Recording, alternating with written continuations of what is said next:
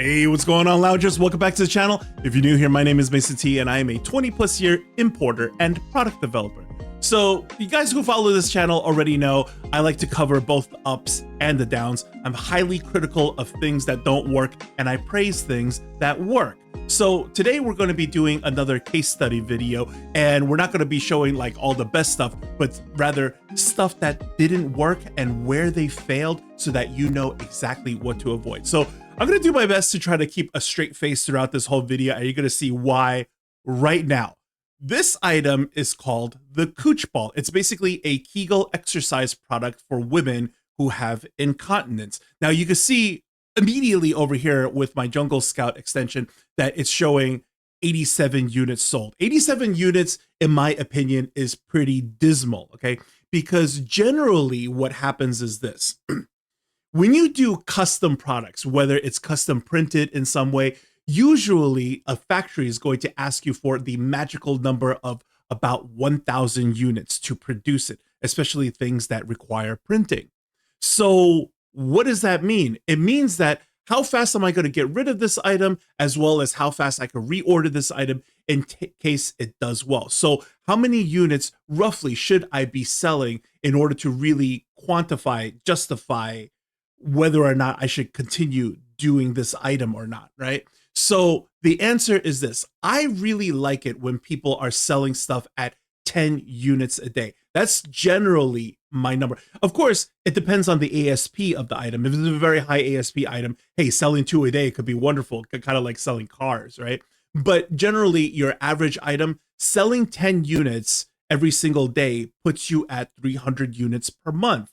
And then when you think about the lead time to produce something, as well as the delivery time to get something from overseas, what does that mean? If I have some time to sell it, like maybe like a month, 40 days, 50 days, something like that, then I also have enough time to place my follow-up order. So when you think about 1,000 units selling at 300 units every single month, roughly about 3 months time. So you see how all that correlates, like it just falls into place very nicely.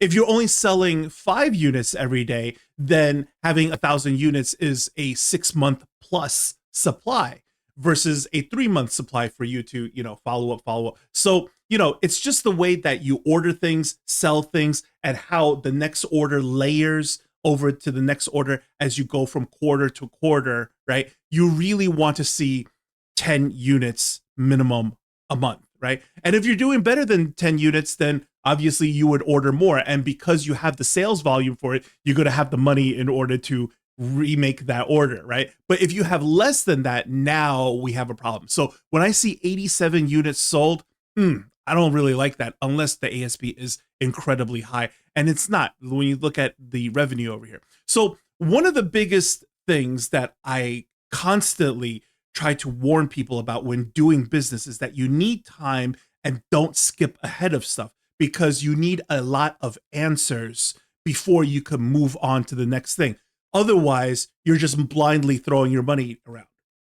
Okay, absolutely. We all know we need to spend money in order to make money, but we're not going to spend money foolishly.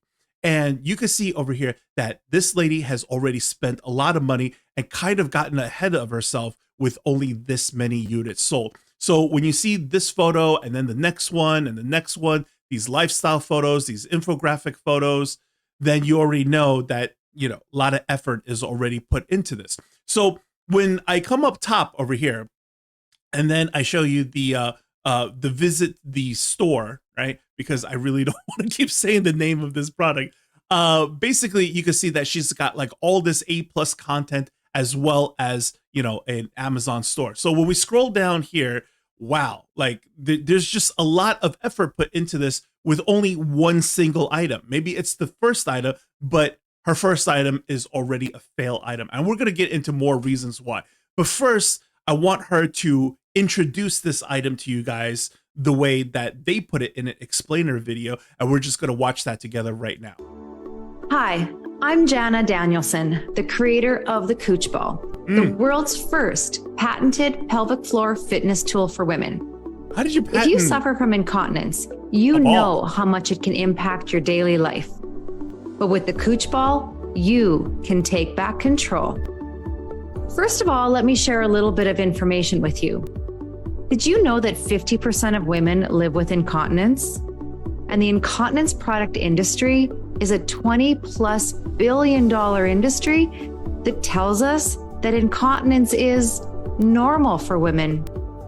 Here's the thing though, the pelvic floor is a group of muscles, and 90% of all pelvic floor dysfunction is actually a fitness/movement issue and not a medical issue. That's right. You have the power to improve your pelvic floor health through simple movement and breathing exercises. I don't know if incontinence is normal. Use the Cooch Ball. It might be common. Start by filling it with air using the pump that comes with it. The pump is easy to use. Simply insert the needle, located in the sliding black handle, into the valve on the Cooch Ball and pump until it's mostly filled. We want it to be a little squishy. There's a quick start postcard that comes in your Cooch Ball bundle.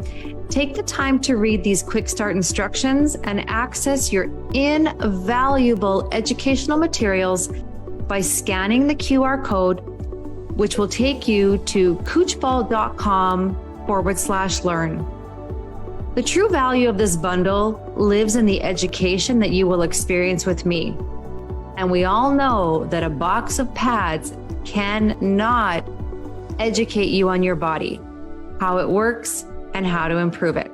Okay, so immediately you already hear, like, I don't know if you guys heard it, but I hear the scam immediately, right? Because when we look at this thing and you look at the texture of this, how is this not your average children's kickball / dodgeball, right? And it's just like a slightly smaller size. So why couldn't you get something of equivalent measurements and then, you know, deflate it a little bit and then just go ahead and sit on that? She already said in her own infomercial that the value of this item lies in the education portion and not even so much the physical item in itself. But I want to go ahead and then show you exactly what happened with this particular item, okay? Because it's at 3.4 stars, which seems, you know, lackluster, but not horrible, right? But actually, that's the problem. This item most likely is just going to get even worse over time. When we look at the star rating here, she's already at less than 50% 5-star rating. And the 1 star is very heavy. And everybody who left the 1 star, they're not malicious about it. And this is very important to read this stuff because, you know, many times when I tell people to dive the lens of the seller and the lens of the buyer, right, is to really go through, you know, these customer complaints and see what people are saying. So immediately you got a 1-star rating, right, with somebody saying that the parts were missing. It didn't come with the pump or the instructions back on the card, so you just got the ball and that's it. So there's a lot of issues with this. Now, I want to talk about the types of reviewers there is, okay? Essentially, there's 3 types of viewers. Somebody who doesn't have anything written next to them so that it's not a verified purchase, and then a verified purchase, which is an actual customer who bought it, and then you have Amazon Vine customer review of free products. Okay, so over time, if you are buying things on Amazon and you are leaving very comprehensive reviews, helpful reviews, Amazon might invite you to the Vine program. And what the Vine program is that any new seller who has a brand registered item can go ahead and participate right in the beginning. And then they could do anywhere between 1 to 30 items where they pretty much go ahead and dedicate it for giveaway to any Vine reviewer to pick up. Now, you have to pay to participate in Vine, and you have to give away the product. So essentially, all of these these Vine people, they're just trusted reviewers that are very honest with their opinions. That doesn't mean you're going to get a 5-star rating from them.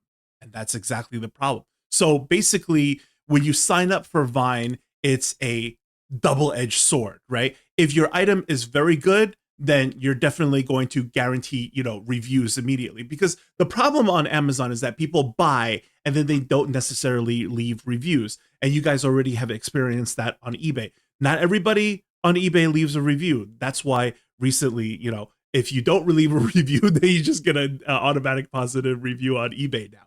Anyways, the point is that as we go through a lot of the comments here, okay, even in the own Amazon Vine customer review, a lot of people feel as if like this thing is overpriced.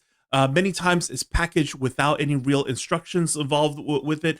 And, you know, a lot of people had basic concerns, right? Which is, how is this thing any different than like just a regular kickball? Like why would you pay for something like this? Because if I showed you again, this particular item in itself, right? It is $39.95 for this little ball. And you had 87, are you guys just as surprised of it? Are you surprised that she sold 80 balls like anyways, right? And this is exactly why I tell people that, like, look, if you're doing well on eBay, think about your potential on Amazon, right? That something like this with this many complaints, with less than 50% 5-star review, is still doing like 80 sales, right? This is the part that is actually shocking. But like I said before, the Vine people, they don't owe you anything. So definitely this is very similar like that time where I reviewed that lady who, you know, joined the Rainmaker family. She joined like this FBA course. She paid all this money. I think she dropped something like $5,000 to $10,000 on her course and then produced her item. And then she had a lot of issues, right? This is what happens when you get ahead of yourself as a private labeler product developer, okay? Because really, had you taken this item and put it on a platform like eBay, and there is a platform where customer communication is a lot easier. For all of you guys out there who've done eBay, you'll notice that, like, you know, you get to speak with your customer. Usually when you write them, they generally write you back. Sure, you have a couple of duds, but they generally write you back.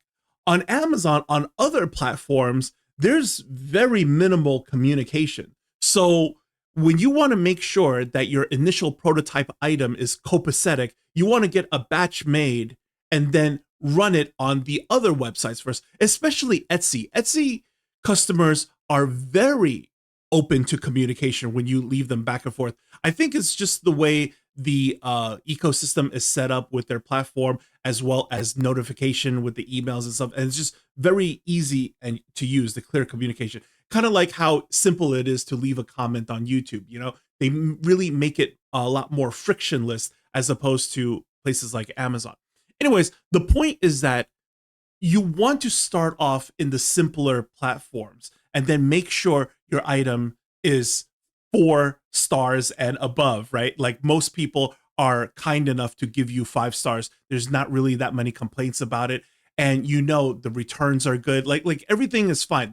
That's where your stomping ground is. That's where you want to test things before you move on. And when you skip any of these steps, now you're just throwing money at the wall, right? So this is what I mean. She spent all this money on the professional photos, and I wouldn't even say this photo is really that professional, because like look at all the edges over here that we're looking at. It's kind of literally rough around the edges, right?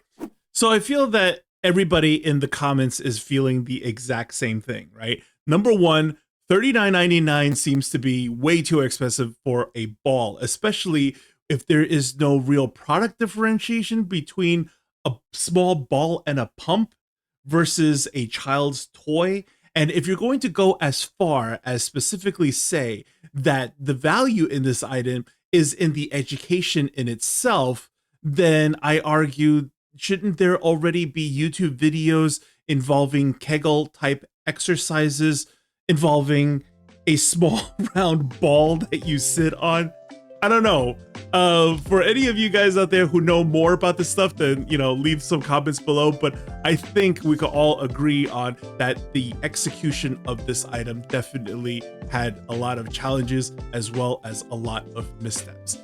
Anyways, guys, that is the video. I hope you guys enjoyed it. If you did, please give it a big like. And if you learned something, please consider subscribing. As always, I'll see you guys in the next. Take care.